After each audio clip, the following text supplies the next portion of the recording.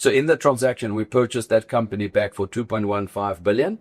And we, with that came a liability of 1.7 billion, which is effectively the African bank loan. It's for handset financing. So that's not in trading terms.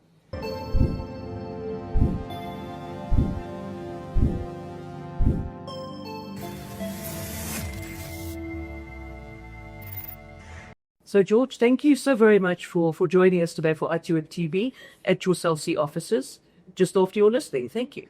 Thank you very much. Thank you for having me. So can we just chat about your strategy going forward? You now have your own company listed on the JSE. You can move forward with without having to worry about another shareholder, for example, except Blue Under still has a stake. So what's next? Yeah, so our strategy hasn't changed. I think it's more an acceleration and an unlocking of further enhancements, if you like, of our strategy. Okay. So our strategy is a CapEx light one. We've positioned ourselves well. We think that we are creating a healthier sector by doing what we're doing. So rather than building another base station next to existing 2 or 3 very good base stations, we are paying very good partners in the form of Vodacom and MTN for good quality voice and data traffic for roaming. They can then bank that revenue to the bottom line or reinvest into their own network. So we think that creates a healthier sector. Also from an ESG point of view, it does help the planet. You don't have another base station or the generator, etc. So it really does form a first step, if you like, of market consolidation at an infrastructure level. So a CapEx light model giving us access to very good quality of service, 28,000 base stations that we have access to. And then we have a strategy which is a multi-operator carrier network, which allows us to move traffic between the kind of 2 networks. So it's a very good foundation to which you can then sell very good quality voice and data products. So that's the first and foremost. The second is we've got a very lean, agile team. We're only 900 people, so that's fundamentally different to the other telcos in the sector. Is that enough people? It is, because we have a deep partnership model, and it will fluctuate. We'll obviously not be restricted to a particular number, but we think leaner is better and deeper partnerships is better. So, for example, in our enterprise business, rather than employing a couple of hundred corporate salespeople that might have fancy lunches and talk about a pipeline that might be coming in terms of partners or customers, rather, we've chosen to go with the partnership model. We've signed more than 44 partners, so the Altron Group, Nashua Group, etc. And so they have products and services readily available. Where they need connectivity, they partner with us. Where we need some of their products, we partner with them. And so our route to market is a lot faster. And we go with ready-made services and products rather than developing and building everything ourselves. So the enterprise space is quite interesting because it really does talk to the deep partnership model. We think, given our technology stack and our network arrangements, we've pioneered this market in roaming. Verticals like IoT, machine-to-machine, point-of-sale devices. We should play a very strong role, a leadership role in that space, because we have the best of the best in terms of the quality of network. So only with the Cell C SIM card, when the radio access signal goes down to 0, it switches to the other. So vehicle tracking, you now don't need 2 SIM cards, or even think of a waiter in a restaurant when you're looking for payment. If they're walking around like this with a speed point, that's because they don't have a Cell C SIM card. And the one on it, that wouldn't happen. So we think that's... Talk about marketing your own company, George. We have to, and we really are full of conviction, because this is not just a PowerPoint discussion or trying to be disruptive for the sake of. We've given this very deep thought. We've analyzed the headwinds and the challenges in the industry. In fact, I go so far as to say that let's assume for a moment we had very wealthy shareholders, very deep pockets, and we had unlimited resources. Would we build infrastructure in the same way? I'm talking about mobile base stations. And the answer is no. We do exactly what we're doing now. We have our own core. We have our own spectrum. Because we're seeing the future as an example. Today, we're just talking terrestrial spectrum. What about not terrestrial? When you look at low Earth orbit satellites, whether they're the Chinese or the US, surely should they? Exactly. So we think there will be a lot more connectivity done in that way. We think there will be a lot more connectivity done in townships with Wi-Fi. In rural areas. In the rural areas, you're seeing that with the fiber companies. So the fiber companies are going into the rural areas. You've got low Earth orbit satellite that are playing in those open spaces, if you like, that will deliver coverage where traditional GSM is not. So this world is evolving, and so we don't want to be the last ones standing there with steel towers and lease agreements with steel towers. We think that will be the consolidation of an infrastructure company. So deep partnerships, agile organization, a different network strategy, Right. a very customer-centric organization, a lean CapEx or CapEx light organization. All of our CapEx is customer-facing, so we've done now 71 or 72 shops. This week we've just launched another one, so 72 stores, new look and feel, which is just remarkable that we've been able to do that in just over a year. It's been fantastic. So the brand is really starting to look beautiful out there. We are a South African brand, so we've been around 24 years. So a lot of resonance with the market, a consumer champion, Yes. value propositions. So we really are standing tall in terms of how the brand is positioned. And we're starting to see, most importantly, we're starting to see credibility coming back into the Cell C brand. We're starting to see hope. We're starting to see optimism, and customers are starting to vote and walk with their feet and wallets. And we're starting to see revenue growth. We're starting to see customers growing on our side. And then probably lastly, and I know I've said quite a bit so far, but our MVNO strategy is unique. We are the only ones that are very deliberate and intentional about our MVNO strategy. Well, I mean, Virgin crashed and burned, right? Absolutely. And I'll tell you why. We genuinely believe that if you don't have the following ingredients, the likelihood of success is not there. And those ingredients are a large customer base, a high utility product, Right. like voice, data, electricity, banking, etc., physical distribution, digital distribution. If you don't have those four ingredients, the likelihood of succeeding is very, very low. And that's because you're going to go and incur all the costs that a full mobile network operator will incur. So if you don't, Virgin Mobile, as an example, if they didn't have branches they had to build, they didn't have a customer base they had to go and try and acquire, they didn't have digital channels, they didn't have a high utility product. So same as Red Bull Mobile, very powerful brands, didn't make it here. In fact, Leica Mobile, that's the world's biggest MVNO player, did not succeed in South Africa. So you need the Capitex of the world. You need the F&B Connects of the world. You need the customer. got the customer base, banking, physical distribution footprint, digital distribution in the form of the app. Yes. And then when they partner with a company like Cell C, we are genuine and deliberate about making MVNO successful. We are not ticking a box because it's a regulatory obligation from the last round of spectrum. It's intentional. It's deliberate. Well, if you don't, you'll fail. Absolutely. So it's a very exciting part of our business. And the way we've seen it is, if I'm sitting in another telco and I want to go after mass retail, I create a brand, a sub-brand, I promote the product and I go after that segment. We're doing it differently. If we want mass retail, then we've partnered with Capitec as an example. If you want high value segment with the device financing, then you do F&B Connect as an example. If you want mass market FMCG products or loyalty, rewards, etc., we partner with ShopRite Connect. Right.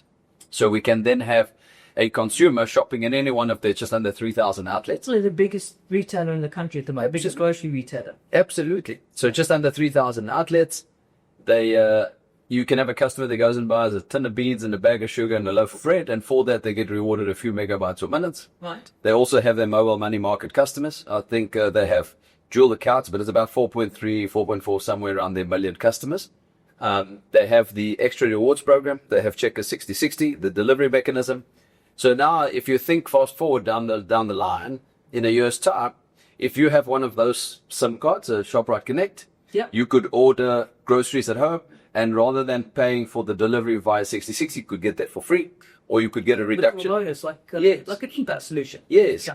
So you could get a reduction in your subscription or rewards. So we've partnered very deeply with strong brands. I mean, we're very proud of these brands because they've selected Cell C, ShopRite, Capitec, F&B, Mr. Price, Standard Bank Mobile. These are very powerful South African brands that have partnered with us and have chosen us. And we don't take that lightly. We're very proud. We want to make sure that we uphold both brands very strongly and do it justice. But we are now moving quite nicely in that direction. So we think that will be a very strong growth area. So that's a huge part of your strategy going forward, is what I'm hearing. Absolutely. Yeah, we'll have the MVNO, which has got a good growth rate. We've got Enterprise, which has got a good growth rate off a low base. We've acquired, as part of the transaction, CC, which is the communication equipment company, the handset financing postpaid business that used to be in Cell C that went to Blue Label. That we've purchased back. Correct. Yeah. So in the transaction, we purchased that company back for 2.15 billion. And we, with that came a liability of 1.7 billion, which is effectively the African bank loan. It's for handset financing. So that's non-trading debt. So effectively, we've taken over that facility from Blue Label / CEC. So it's not a liability that you have to mark. No, it's trading debt. No, it's trading debt. It's a normal loan. It's a normal loan, which is, so the way you can finance handsets is either off balance sheet or you have an acquisition and retention budget. And then you buy a 30,000 Rand handset and you amortize it over 24, 36 months of the contract. Yeah. And you can run the debit orders for 3 or 4 months if you like, and then you auction that back to the banks, and then you keep some of it, and that's how you fund it. So there's multiple ways. In this instance, it's the facility with African Bank that's now moved to us. They've been great, by the way. They really have been great partners in this sense. Okay, good. So it's normal trading debt. Right. Yeah. And we now have the ability, we've done it for many years, on how to run a postpaid book. So that's go-to-market, distribution channels, tariff plans, credit vetting, so risk profile. Perfect. It's a perfect dovetail to us. Yeah. We have the skills and the competency to do that. And so that will also be a growth engine of our business, because that customer base about 6 years ago was about 1.3 million customers. And it's been bleeding customers for all these years. Sure. And we've been kind of managing that book for the last 8 to 10 months. And now it's official that we've acquired it as part of the process of pre-listing. And now we've seen a stabilization, and actually we're seeing growth. Oh, nice. So we're starting to see growth coming through in revenue and in customers. And that's the finesse of running a postpaid book. I'll give you an example. We didn't have iStore as a distribution channel. So we're now fully integrated into iStore. That gives us access to high value segment for acquisition and for retention. We've got 5 new telesales call center partners that have come on board over the last year. So those are hundreds of people. Correct. So a couple of hundred people that sit in the call center environment that do a couple of things. Some is acquisition, some is retention strategies, some is campaigns. So as you onboard customers, validate that the information is correct, banking details, etc. That minimizes your risk of bad debt in future. Upsell value-added services to ensure that our customers have got always the best products and services. So you took out a beautiful phone. Is it insured? Do you have handset insurance, or do you have the iPad insurance? Would pay you if you bundle data with us. Absolutely. Value-added services like additional data, a whole bunch of stuff. So that's now starting to improve all the time. And then our traditional prepaid business is a big revenue number. It's a big subscriber number. And there again, we've improved in distribution channels, quality of products, base management capability. We've done a lot of technology enhancements over time. And the technology has been invested into, the investment into technology rather has gone into billing system, customer value management system. We've put our MVNO billing platform in the cloud. We've done NG voice over an AWS network. So that effectively gives us the ability to leapfrog some of our competitors with the way we're doing our technology stack. So it's very exciting that we spend our money in the stuff that will add value to customers. I'm not suggesting that a base station doesn't, but to have 4 doesn't make any sense. So we'd rather pay great partners, great revenue for them, good margin for them, access to quality of service, and then spend our 650 to 800 million capex. That's what we've guided. We spend that capex in the new look and feel stores. A prepaid billing system that's done and implemented. We're busy now with the RFP for the postpaid one. So a lot of investment going into systems that will add value to customers, and then obviously the distribution. Okay, so George, you spoke about low Earth satellites in rural areas briefly. How will the massive competition, the massive deal that's just been approved, how will that affect you? Because I know that there's supposed to be open access. So what's your strategy around that? Yeah, so I think it's a good deal that's happened between Vodacom and Massive. Obviously, it gives them a very strong fiber asset. We don't intend to lay fiber, so that's not our strategy at all. We'll continue to use them as partners where we need access to connectivity and transmission. We were actually the first Cell C to pioneer this fiber to the base station back, I think, in 2014 with the DFA, which is part of the massive group.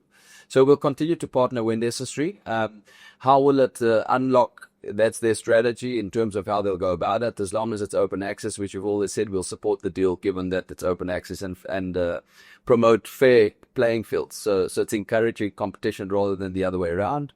So yeah, we will see that nothing changes there. Nothing that should just continue. It's a strategy between Vodacom and Massive, I guess. George, there's a lot planned ahead of you. It's going to be it's a big task ahead of you. You're confident that you can roll with it. Yeah, it's very exciting. So, I mean, we've got a clean balance sheet, so we're well positioned for growth. We really think we're going to unlock value for our shareholders. Right. Yeah. We don't take it lightly. It's a great responsibility. We're now listed, but we've operated like we're a listed entity in terms of governance. We've always been very transparent. I think now we just have the ability to showcase that in the public space, right, which helps again with credibility, because one of the things from the history is that, we never know what's going on. It's not clear. And in fairness, there's an element of truth to that in the past. So I think we're very well positioned. Our strategy is clean and simple. We've got a great team that's got the ability to execute. Given our financial position, I think that changes fundamentally. So very exciting. It's not our divine right to succeed, but we're going to put in a we're going to put in a huge amount of effort to make sure that we are successful. We firmly believe that this is the telco of the future.